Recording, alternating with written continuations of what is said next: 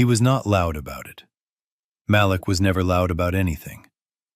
He was the kind of man who fixed the leak before you noticed the ceiling was wet. And then, on a humid Tuesday night in October, his wife of 14 years threw his suitcases into the hallway of their Buckhead penthouse and told him he was nothing. Not in anger, not in grief, in celebration.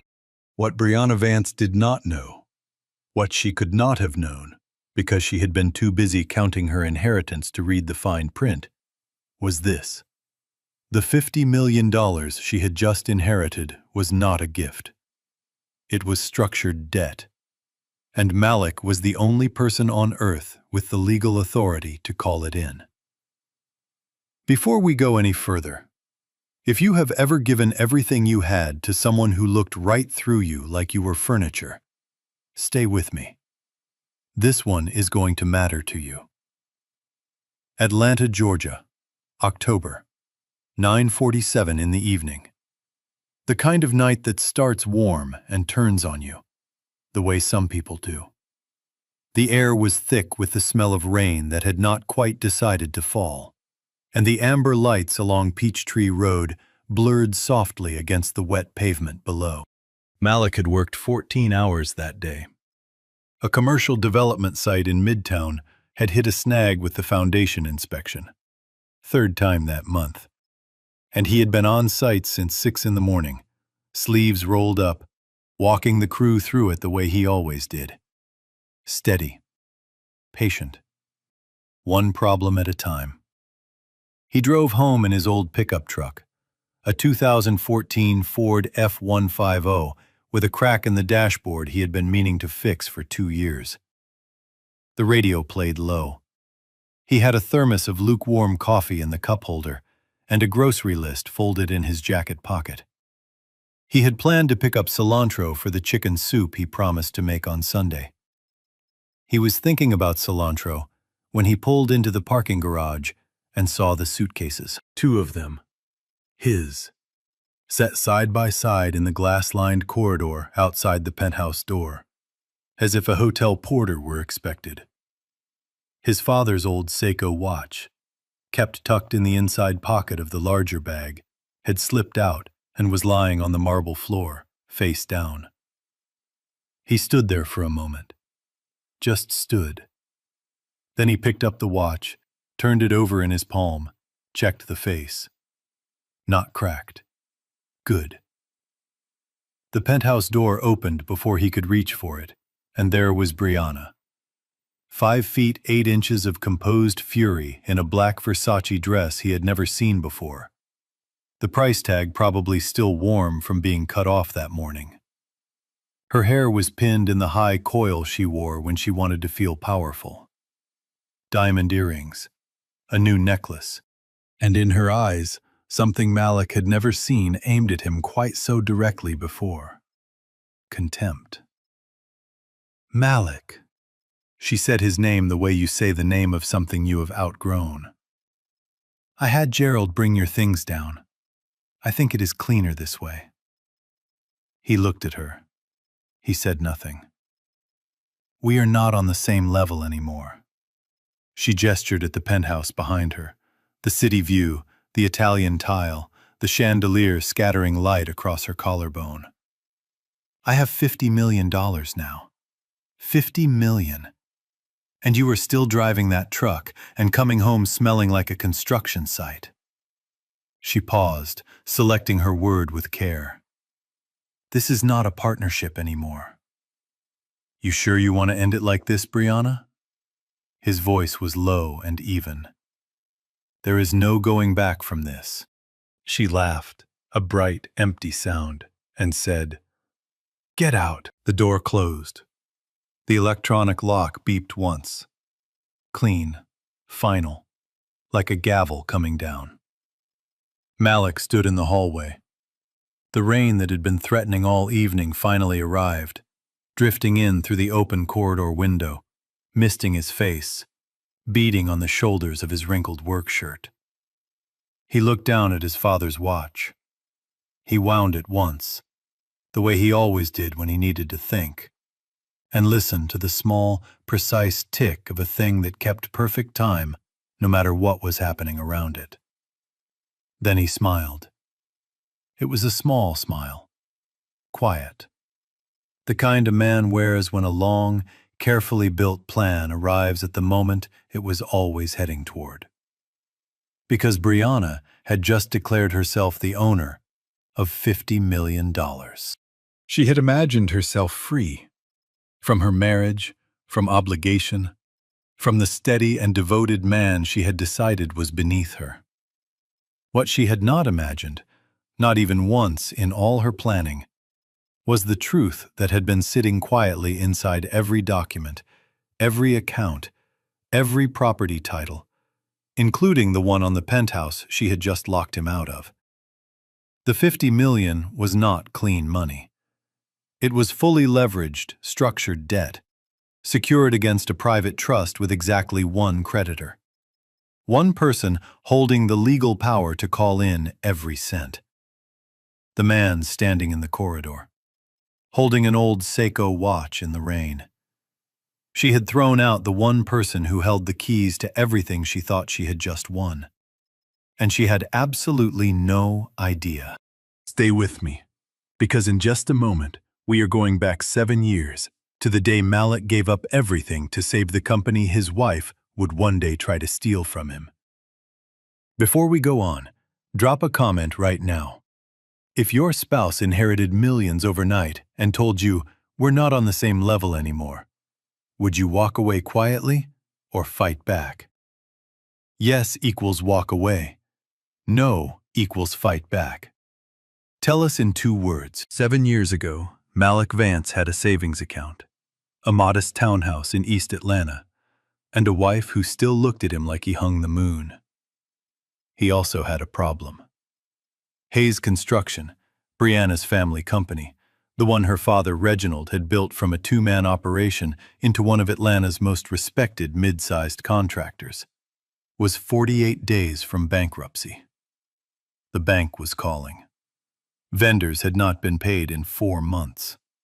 The foremen were showing up out of loyalty because there was nothing left in the payroll account. Brianna was in tears. Reginald was too proud to ask for help and too worn down. The early signs of illness had begun, though no one was saying anything plainly yet, to fight the way he once had. Malik did not make a speech. He sat down at the kitchen table with a yellow legal pad and a cup of coffee and started doing the math. Then he sold his townhouse. He cashed out his retirement savings, paid the early withdrawal penalty without flinching. He called in every professional favor he had built over 12 years in commercial construction. He negotiated directly with the bank, not a lawyer, not a middleman, but him, in a conference room with 3 senior loan officers who underestimated the calm man in the slightly too large sport coat.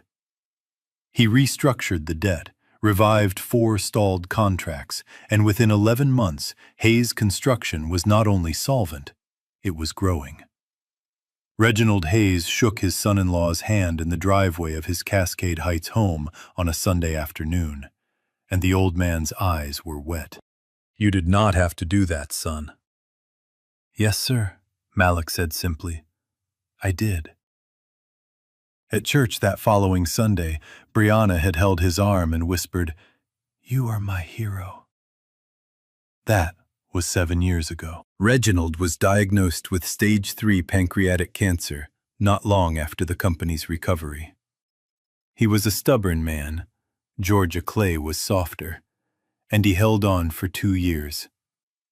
But 18 months before that October night in the corridor, he checked into Emory Hospital for the last time and asked to speak with Malik alone. Brianna was in the waiting room, scrolling her phone. She assumed it was a routine conversation, maybe instructions about company operations. She was not entirely wrong about that. Reginald Hayes had spent the final chapter of his life watching his daughter very carefully. And what he observed had broken something in him, quietly, the way illness breaks things. Because a father's love does not make him blind. It only makes the truth harder to carry. He had noticed the way Brianna stopped asking about the business and started asking about the financial accounts. He had seen the attorney she had been spending time with, a polished man named Darius Langford, whose interest in Brianna had far less to do with affection than with what she stood to inherit. He had been shown, by his own accountant, the first small financial irregularities. He had made his decision. Malik, the old man's voice was thin but steady. He took his son-in-law's hand. "I'm going to tell you something, and I need you to hear all of it before you say a word." Malik sat. He listened. "I have restructured the entire estate. Every asset, the company, the properties, the accounts, all 50 million of it, has been transferred into a private, irrevocable trust. That trust carries an equal debt obligation built into its structure. You are the sole beneficiary." He paused. "And the primary creditor. The only one who can call the debt in." Malik was quiet for a long moment. "She is your daughter," he said. "She is," Reginald said. "And I love her. But I love this legacy more than I love her comfort. And I love you enough to be honest about what I see." He held Malik's hand firmly. "Do not show your hand. Let her believe what she is going to believe. When she makes the choice I fear she will make, because I know my child. Step in and protect what I built. Not for punishment, for preservation." Malik looked at the old man for a long time. "Yes, sir," he said. "I hear you." 6 weeks after Reginald Hayes was laid to rest, a beautiful service at Big Bethel AME, 300 people, the mayor sent flowers. Gloria Vance called her son on a Wednesday evening. Gloria was 65 years old, direct as a ruler, and possessed the particular gift that certain mothers have of seeing exactly what is happening in their children's lives, from any distance, through any wall. She had been at Bacchanalia restaurant in West Midtown, celebrating her church friend Dolores's retirement, when she saw Brianna across the room.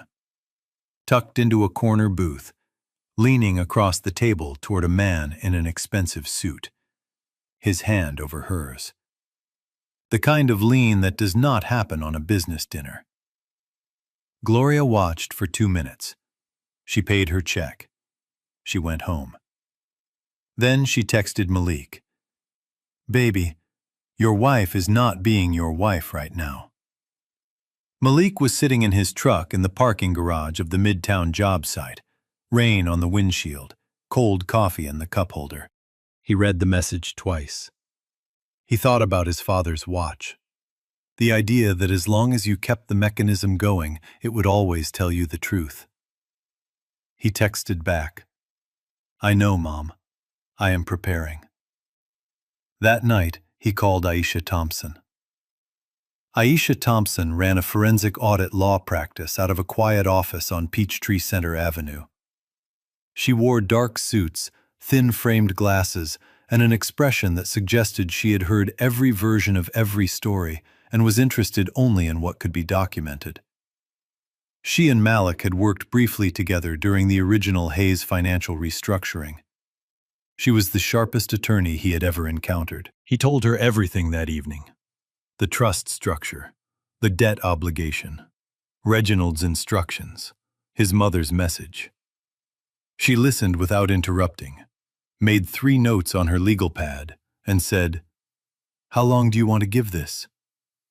"Long enough for the facts to build themselves," Malik said. 18 months, Aisha said. It was not a question. 18 months, he agreed.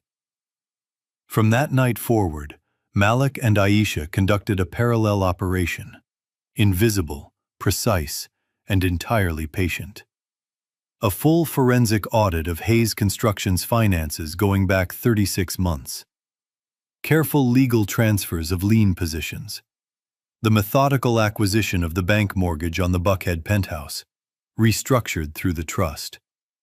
Every document filed correctly, every signature notarized, every loose thread secured. And through all of it, Malik came home on time. He cooked dinner on Sundays. He drove his old F-150. He sat at the end of the couch each evening with project files on his lap, saying nothing about the new perfume, nothing about the late evenings, nothing about the way Brianna had stopped meeting his eyes at breakfast. Some nights she came home at 11 or midnight, and Malik would be reading in the living room. He would look up and say, "Long day?" She would say, and walk past him to the bedroom and close the door. He would sit in the quiet, the refrigerator humming, distant traffic on Peachtree, and wind his father's watch, and think about patience, about the difference between enduring something and understanding it, about how the two can look identical from the outside. Brianna told her closest friends that week that she planned to end the marriage soon. Malik sent Aisha a single text message: "Prepare the documents." What happened 2 weeks after she asked him to leave, and what Brianna staged in that Grand Hyatt ballroom to publicly humiliate him in front of Atlanta's finest, is something you need to hear. Because Malik did not simply show up that night. He arrived. 2 weeks after she asked him to leave, Brianna Vance decided to throw a party. Not just any party. She called it Inheritance and Rebirth. Had invitations printed on heavy cream cardstock. Hired an event planner. Reserved the Grand Hyatt Atlanta's main ballroom, the one with floor-to-ceiling windows overlooking the city skyline, for a Saturday evening in late October. She spent $11,000 organizing the event and charged every cent of it to the Hayes Construction corporate account, which she had been treating as a personal expense account for the better part of 18 months. The guest list ran over 200 names. Atlanta's established community, old money families, business owners, a city council member, senior pastors from the major congregations, and the kind of people who had known Reginald Hayes with deep respect and had watched his daughter grow up at their dinner tables and in their church pews. Brianna sent every invitation with a small handwritten note that said simply, "The next chapter begins." She wore a champagne-colored gown and the diamond necklace she had purchased the week after the funeral. She stood at the ballroom entrance at 7 o'clock with Darius Langford at her side. No longer a secret, no longer kept to corner booths across town, and greeted her guests with the wide, confident smile of a woman who believed she had finally claimed her rightful place. And then, because walking away was not dramatic enough for her, she had her assistant call Malik that morning. The message was simple. "Mrs. Vance requests your presence at this evening's event.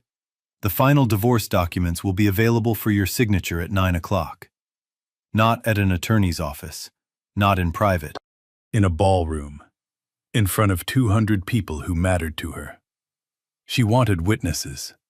She wanted him to sign away the marriage and what she believed were their shared marital assets in public. She wanted Atlanta to see it.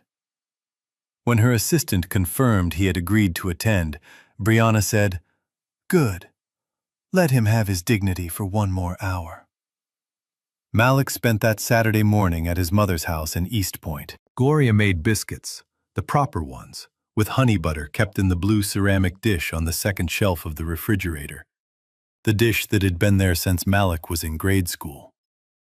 He sat at the same kitchen table where he had done his homework 30 years ago and watched his mother work, comfortable in the silence between them, the way only old, familiar love allows.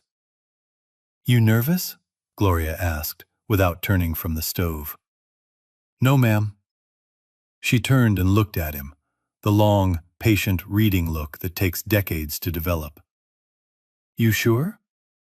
He was quiet for a moment. "I am sad, Mama. That is a different thing." Gloria set down her dish towel. She walked over and put both hands on his face, the way she had when he was small and trying very hard not to cry about something.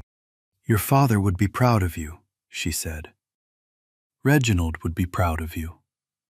Malik covered one of her hands with his and held it there briefly. "I know," he said. He left her house at 6:30.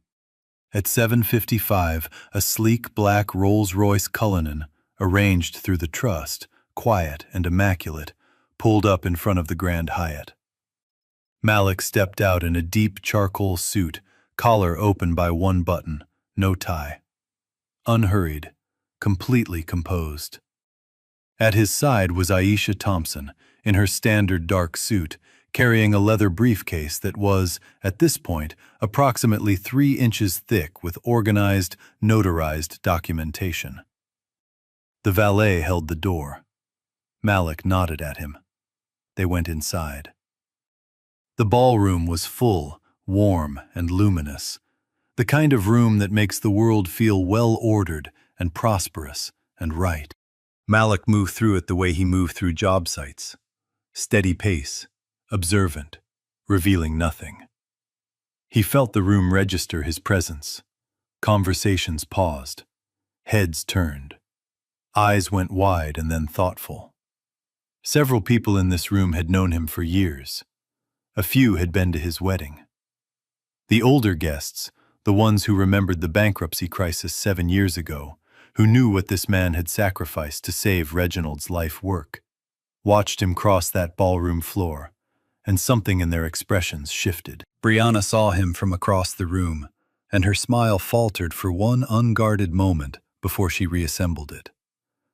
She crossed toward him, champagne flute in hand, Darius a half step behind her.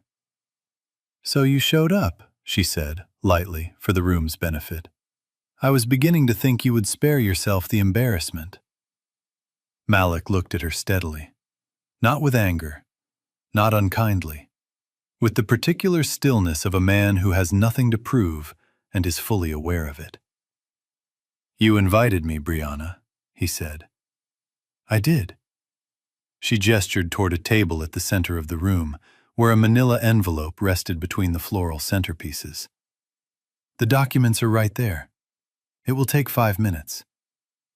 "Before anything else tonight," Malik said, his voice carrying only as far as their small circle, "I want to ask you one question.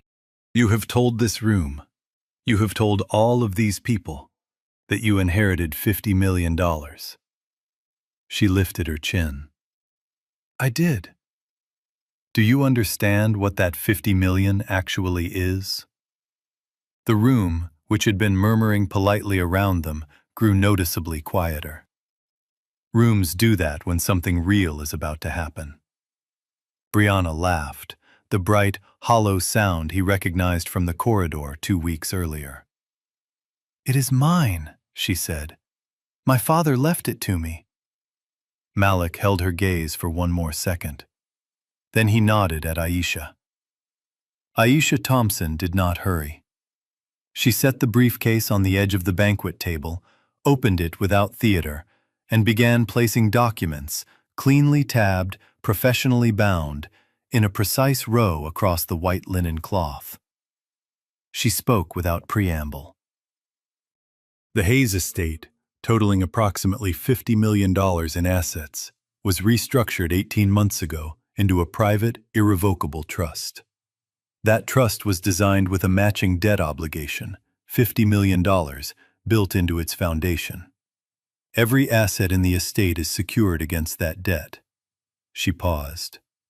Mr. Malik Vance is the sole beneficiary of the trust. He is also the primary and only creditor.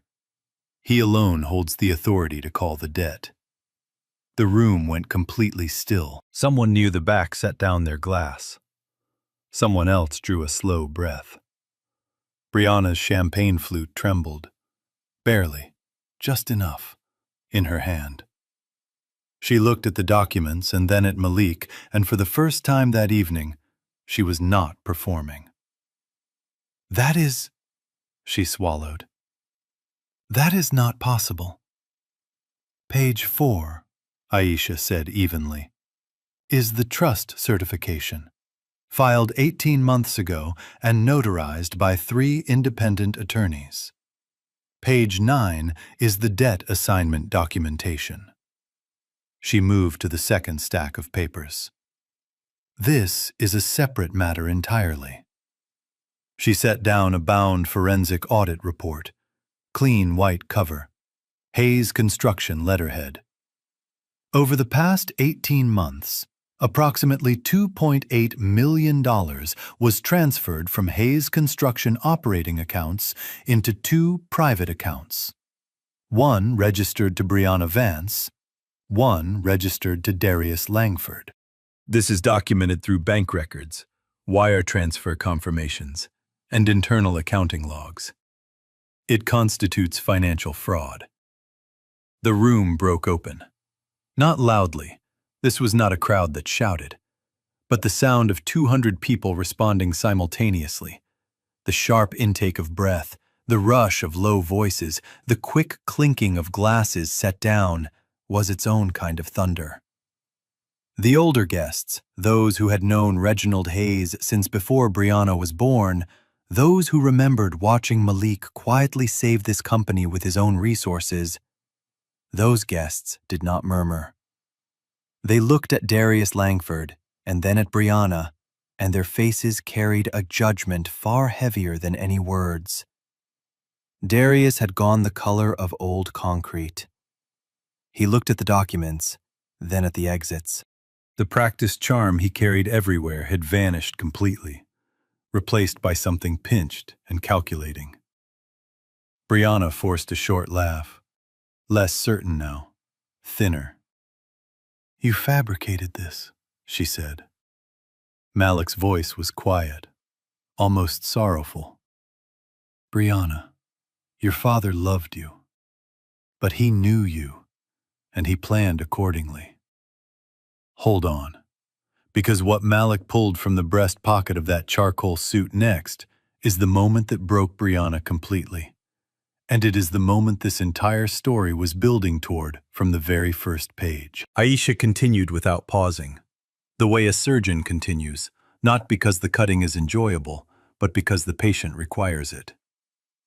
"There is one additional matter," she said, setting a third document on the table. "At 3 o'clock this afternoon, Mr. Vance, acting through the trust, completed the legal acquisition of the outstanding mortgage on this Buckhead penthouse, currently registered in Brianna Vance's name. The transaction was finalized using funds from the trust he has been legally structuring over the past 18 months. She slid the document forward. "As of 3 o'clock today, that property belongs entirely to Malik Vance." A woman near the front of the room said quietly, "Lord have mercy." The penthouse. The very one Brianna had stood in 2 weeks ago. Chandelier light on her diamond necklace, new Versace dress, electronic deadbolt beeping like a sentence, and told him they were no longer on the same level. He had owned it since mid-afternoon. He had owned it while she was having her hair done for this party. Brianna stared at the document on the table. Her expression moved through disbelief, then rapid calculation, and then down to something rawer and older than either of those. Something she had no practiced response for. Real fear. Not the manageable kind, the kind born from the sudden, vertiginous understanding that you have been catastrophically wrong, and that the ground you were certain of has not existed for a very long time. She looked at Malik. He was already reaching into the breast pocket of his suit. What he removed was not a legal document. It was a letter. A single sheet of paper, folded twice, soft at the creases from having been handled many times over 18 months. The paper had the slightly warm, lived-in quality of something that has been carried close to a person for a long time. The handwriting on the outside was unmistakable to anyone in that room who had ever received a note from Reginald Hayes. Deliberate, upright, old-fashioned cursive. Each letter spaced with the care of a man who believed that how you wrote said something about how you thought. written on the outside, in Reginald's hand, "For the man who stayed." The room recognized the handwriting before a word was spoken. Malik saw it in their faces, particularly the older guests, those who had received birthday notes and holiday greetings and business correspondence in that same careful script for 30 years. A woman in the third row pressed her hand over her mouth. Malik unfolded the letter. His hands were completely steady. He cleared his throat once, not from emotion, simply from the acoustics of the large room, and began to read. His voice was low and unhurried. In the silence of that ballroom, it carried to every corner. Malik, my son, if you are reading this aloud, it means she made the choice I feared she would make. I am sorry for that. Sorry for you, and deeply sorry for her, because I know what she is losing even if she does not. No one in the room moved. I built Hayes Construction with my hands, my father's name, and 40 years of rising before sunrise. I nearly lost it once. You saved it. Not because it was your obligation, not because any law required it. You saved it because you are the kind of man who finishes what he starts and protects what he loves. Malik's jaw tightened slightly. His voice held. I could not leave this legacy to be consumed by greed. I could not look away from what I saw unfolding and call that love for my daughter. Real love does not make space for destruction. It prevents it. He glanced up briefly, not at Brianna, but at the older men near the rear of the room, the ones who had known Reginald Hayes since long before Brianna was born. They were nodding slowly. One of them had bowed his head. If my daughter ever removes you from this home, and I believe she will, because I know her heart and I grieve it, let her know this. The Hayes legacy was never built for greed. It was built to endure, to be passed to someone with the loyalty and the wisdom to protect it across generations. He folded the letter once. You are that person. You always have been. I am proud of you, son. Take care of what we built together. He folded it again. Reginald Hayes. The room held its silence for 4 full seconds. Then Brianna broke. She had maintained her posture through the entire reading. Chin elevated, champagne flute gripped in both hands now. Every line of her body saying she would not allow this room to see her fall. And then the letter was folded, and her father's voice was somehow in the air of that ballroom, present in a way that had nothing to do with sound, and something in her gave completely. She moved forward in one sudden, desperate lunge, reaching for the letter with both hands, as though taking possession of the paper could undo what the words had already done to the room, to the evening, to her. Her heel caught the edge of the event carpet runner. She went down hard, one knee, then both, the champagne flute shattering against the marble floor in a bright spray of glass. The diamond necklace swung forward on its chain and struck her collarbone. She caught herself on both palms, and she was on her hands and knees in the center of that luminous ballroom, and the sound that came out of her was not words. It was grief. Unguarded, unglamorous, unperformed grief. The kind that does not know it has an audience because it is too large to care. The kind that arrives when the last possible version of a story you have been telling yourself finally collapses. She sobbed, both palms flat on the cold marble, sobbing.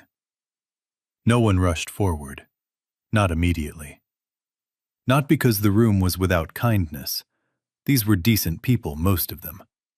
But because there are moments of honest reckoning that must be witnessed to mean anything. And every person in that ballroom understood they were inside one. Across the room, Darius Langford had been making a quiet, unhurried movement toward the service corridor exit near the far wall. He was approximately 12 feet from the door when the 2 security officers stationed there, coordinated by Aisha that afternoon because Aisha coordinated everything, stepped forward simultaneously and filled the frame with their presence. "Mr. Langford," said the taller one calmly, "please stay where you are." Darius stopped. He looked at the officer. He looked at Aisha, who was watching him with the composed, unsurprised expression of someone who had anticipated this precise moment and built it into the plan accordingly. He stayed. A hotel staff member helped Brianna to her feet. She was past the point of controlling herself. Great, trembling sobs, her makeup streaked, her hair coming loose from the carefully constructed updo she had spent an hour on that afternoon. She looked across the room at Malik. She was searching his face for something. Anger, perhaps. Satisfaction. The particular cruelty of a man who has won and wants to make sure the other person feels the full weight of it. She did not find any of those things. What she found was harder to bear than all of them combined. Sorrow. Plain, genuine, long-worn sorrow.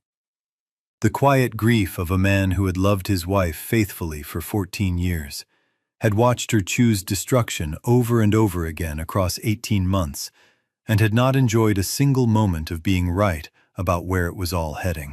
"You hid all of this from me," she said.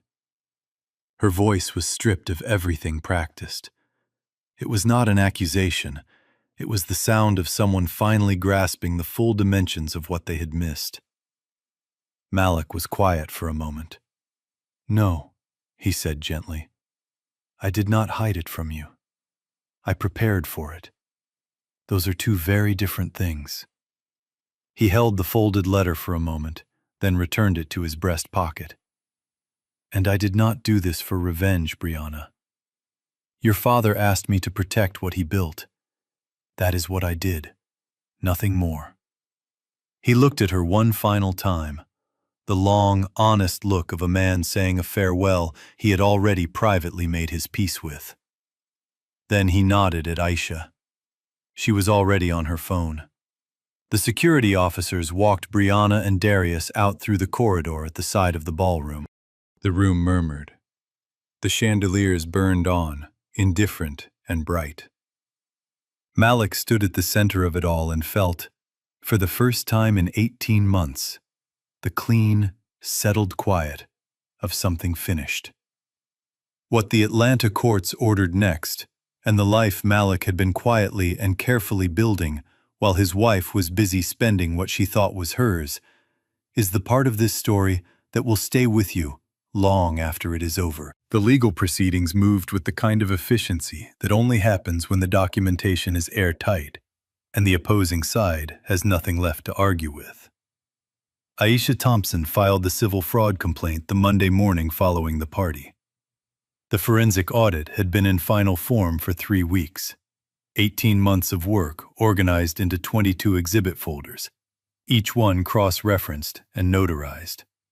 Bank records, wire transfer confirmations, internal accounting logs from Hayes Construction going back 36 months. $2.8 million moved in careful increments, deliberately sized to stay below standard audit thresholds. Methodical work. Patient work. Not patient enough. The Atlanta court issued its judgment 6 weeks later. Brianna Vance and Darius Langford were ordered jointly to repay the full $2.8 million, plus statutory penalties, accrued interest, and legal costs, within 90 days. Non-compliance would trigger criminal prosecution on charges of financial fraud and misappropriation of business funds. There was no viable appeal. Darius had retained a defense attorney the morning after the party and was, by all accounts, not sleeping well. Brianna had hired 3 separate attorneys across 3 weeks and parted ways with all of them. By the time the judgment came down, her realistic options had narrowed to 2: pay or face a grand jury. She paid. It required selling things. The luxury SUV she had purchased the week following her father's funeral. A set of designer luggage. the wardrobe she had assembled over the past 18 months, the high-fashion pieces she had accumulated on the Hayes Construction corporate account, sold through a consignment firm on the north side of town, in the same neighborhood where she had once walked into boutiques as though she owned them. The diamond necklace, the one she had been wearing the night of the party, the one that had swung forward when she fell, was appraised and sold to an estate jewelry buyer on Peachtree Road. It covered a fraction of what she owed. She moved into a one-bedroom apartment in Smyrna. Clean building, reasonable neighborhood. Nothing wrong with it by any ordinary measure. The kind of apartment she would have described 18 months ago, without a second thought, as not for someone like her. As for Darius Langford, his legal practice did not survive the proceedings. The state bar opened a professional conduct review, and 3 former clients, apparently emboldened by the public nature of the case, came forward with complaints that had been sitting in filed grievances for years. He surrendered his license in February, 4 months after the party, in a hearing attended by no one who cared about him personally, because by that point, there were very few of those left. The divorce was finalized quietly, handled entirely through attorneys. Malik signed the papers on a Thursday afternoon in Aisha's conference room, the same table where they had first mapped everything out 18 months earlier. He used a plain black ballpoint pen, the same kind he used for project contracts. He signed, set the pen down, and looked across the table at Aisha. "Thank you," he said. She looked at him over her thin-framed glasses, steady as always. "You did the work," she said. "I filed it." "Still," he said. She held his gaze for a moment. For Aisha Thompson, what followed, the faintest softening at the corners of her expression, was the professional equivalent of a standing ovation. 3 weeks after the court judgment, during a routine procedural call, Brianna's attorney paused and said, carefully, "My client has a personal question. Off the record, if that is acceptable." Aisha relayed it to Malik that evening. Brianna's question was this: who is Elena Washington? She had seen a photograph. Someone who had attended the party posted it on social media, not with any harmful intention, simply the way people share moments of significance. It was a candid shot, taken outside the Grand Hyatt that night just before Malik went inside. He was standing near the car, calm, on his phone. And there, visible through the passenger window behind him, was a woman sitting quietly and reading, with a short, modern haircut, and the kind of composed, unhurried presence that comes through even in a background detail of a photograph. Elena Washington, 45 years old, pediatrician at Grady Hospital in Atlanta. She had a warm, direct manner, a genuine laugh she did not deploy carelessly, and the particular confidence of a person who has spent years in rooms where honesty and steadiness are not optional. She had first met Malik 6 years earlier at a charity fundraiser for Grady's pediatric unit. Hayes Construction had donated materials for a waiting room renovation on the children's floor, and Malik had shown up personally to oversee the installation. Because that was how he operated, hands-on, no detail too small. Elena had been the attending physician on the floor that week. She had brought the crew coffee one morning. She and Malik had talked briefly about load-bearing structures and about the particular courage of sick children.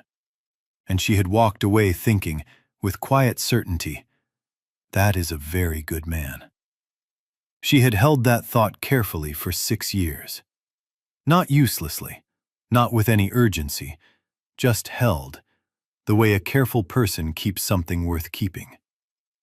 9 months ago, Malik had called her. It was a Thursday evening. She was finishing patient charts at the nurse's station. He said, "I do not know if you remember me." She said, "I remember you." They had been together ever since, steadily, honestly, without performance. 2 people who knew their own minds, sharing dinners and slow Saturday mornings and the easy kind of conversation that shows you exactly what you had been missing without ever saying it directly. They were engaged. The wedding was planned for March. Malik responded to Brianna's question formally, in writing, through Aisha's office. Elena Washington is my fiancée. We are to be married in March. No additional context was provided. None was needed. Brianna read the response in her Smyrna apartment, sitting on a couch from a furniture rental company because most of her belongings had been sold. She read it twice. Then she set the paper on the kitchen counter and stood at the window for a long time, looking out at the parking lot below. She thought about something her father had told her once, when she was young and had treated a quiet, unassuming boy at school carelessly and laughed about it afterward. "Baby," Reginald had said, "the ones who do not make noise are the ones you need to pay attention to." She had not paid attention. Stay with us, because the most beautiful part of this whole story is just ahead, and it begins at sunrise on a penthouse balcony with an old Seiko watch and the woman who always knew exactly who Malik Vance was. The morning light over Atlanta comes in sideways in gold in late autumn. Patient light, the kind that does not announce itself but simply arrives, touching the glass towers one by one until the whole skyline is warm. Malik was on the penthouse balcony at 6:17 in the morning, in a clean undershirt and sweatpants, holding a cup of coffee he had made in the French press Elena had brought over 3 weeks ago and installed on the kitchen counter with the quiet authority of a woman who intends to stay a while. In his other hand was his father's Seiko watch. He turned it over once, the way he always did, checked the face, wound it slowly, one careful turn. The small, steady tick it made, a mechanism keeping perfect time regardless of everything happening around it, was one of the most grounding sounds he knew. He looked out at the city. The skyline he had, in the most literal sense, helped build. 4 of the structures visible from this balcony had been managed by his team, had been problems he had solved in the cold, pre-dawn hours with steel-toed boots and a yellow legal pad, before anyone else had arrived on site. He thought about his father. He thought about Reginald. He thought about what it costs a man to pour himself into the people and things he loves, quietly, consistently, without recognition, and how it is enough anyway, how it has always been enough. He said it softly, to the skyline and to no one and to everyone. "I did it, Dad." The wind moved across the balcony. Below, Atlanta was beginning its morning. The glass door slid open behind him. He heard her before he saw her. The soft, unhurried sound of bare feet on the balcony tile. The slight catch of breath in the cool morning air. Then Elena Washington slipped her arms around him from behind, her chin resting against his shoulder, her warmth against his back, holding on with the easy certainty of someone who has nowhere else to be and has no interest in being there. They stood like that for a moment, watching the city together. This was one of the things Malik had come to cherish about her, the understanding that silence between two people can be its own form of closeness, its own language. Elena had spent her career in rooms with frightened families and sick children, and she had long since learned that presence matters more than words. Then she said, her voice warm and carrying just a trace of amusement, "You know the guest bedroom still has no curtains." "I know." "And the kitchen faucet has been dripping since Tuesday." "I know that too." "And your mother has called me 4 times this week about the wedding flowers, which I genuinely appreciate, but she has mentioned hydrangeas in every single conversation, and I just want to make sure we are aligned on the hydrangeas." Malik laughed, a real full laugh, the kind that rises from somewhere below the ribs, the kind that had been somewhat scarce for 18 months and was now, quietly but unmistakably, coming back. Tell her she can have all the hydrangeas she wants, he said. Elena reached past him and handed him a second cup of coffee.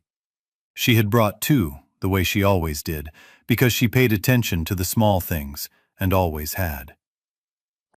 "Are you all right?" she asked. Not with worry, just with the honest, direct care of someone who wanted a true answer. He considered it the way he considered everything, fully and without hurry.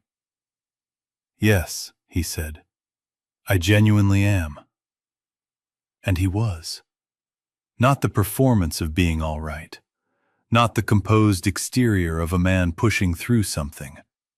Actual peace, the particular, settled stillness of a person who has carried a heavy thing for a long time, set it down carefully, and walked away without looking back. Gloria Vance arrived at 11 o'clock, the way she always did on Sundays, carrying a covered dish, sweet potato casserole with the brown sugar crust, the one Malik had been requesting since he was 7 years old, and wearing her good church dress and the expression of a woman who had been correct about everything and was far too gracious to say so out loud. She set the dish on the kitchen counter, looked around the penthouse, the one her son now owned outright, the one his wife had told him to clear out of on a rainy Tuesday night in October, and was quiet for a moment. Then she walked to where Malik was standing, took his face in both hands, and held it there. The same gesture, the same hands. "I am proud of you," she said. "You already told me that," he said. "I will keep telling you until it is all the way inside you," she said. She released him and looked past him at Elena. "Now, the guest bedroom has no curtains. That is not acceptable. We are fixing that this afternoon." Elena laughed from across the kitchen. A warm, unguarded laugh that filled the room easily. Gloria winked at her. The hydrangea negotiations resumed within minutes. Later that afternoon, while Gloria and Elena worked through centerpiece logistics with the cheerful intensity of two women who have found each other genuinely delightful, Malik stood once more at the balcony railing, watch in hand, city below. He let himself think of Brianna, not with bitterness, not with triumph, but with the honest, quiet grief of a man who loved someone for a long time and watched that person choose poorly, over and over, until there was nothing left to choose. He did not hate her. He did not wish her further hardship. He simply accepted, with the full weight of a man who no longer had anything to prove, what was true. She had held something rare and real, and thrown it away, because she had mistaken his quietness for weakness and his patience for lack of ambition. She had looked at a man building an empire in the background of her life and seen only a man standing still. I did not lose anything, he thought, and it was not a line. It was not something he was telling himself to feel better. It was simply and completely accurate. He had his work. He had his mother's sweet potato casserole and her unstoppable opinions about flowers. He had Elena's coffee and her laugh and the slow, extraordinary comfort of being fully known by someone and fully chosen anyway.